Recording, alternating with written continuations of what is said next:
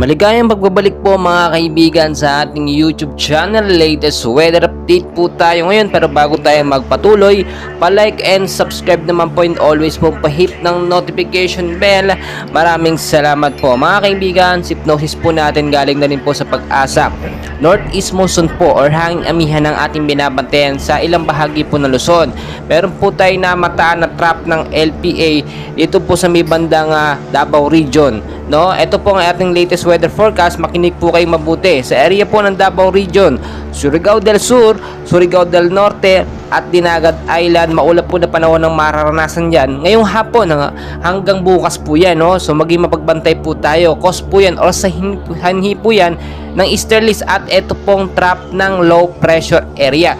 Ano po ba yung trap ng LPA? Ito po yung extension ng LPA sa labas po ng PAR. But as of now, wala pa naman itong malakas na epekto. Mahina pa rin naman at hindi natin maituturing na bilang isang bagyo dahil hindi pa ito talaga actually kumikilos ng malakas.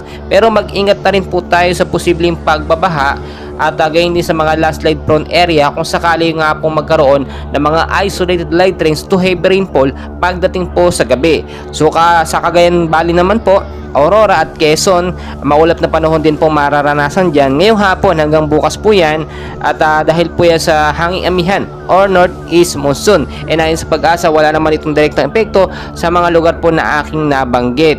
Dito naman tayo mga kaibigan sa Metro Manila at ilang bahagi po ng ating bansa kasama na ang Luzon, no?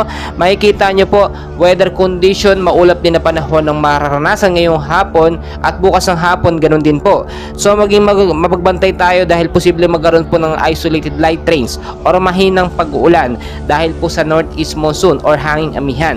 So mga kaibigan, mas okay siguro kung magkaroon ng mahinang pag-uulan para hindi po tuyong-tuyo ang ating mga pananim, no?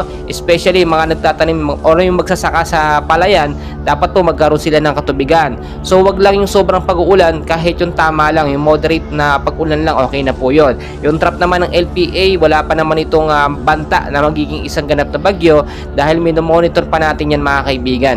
So tulad po na aking sinasabi, always know the weather mga kaibigan before you go para safe at handa po tayo lagi. Magdala ng payong jacket, kapote, panlaban po sa biglaang pag-uulan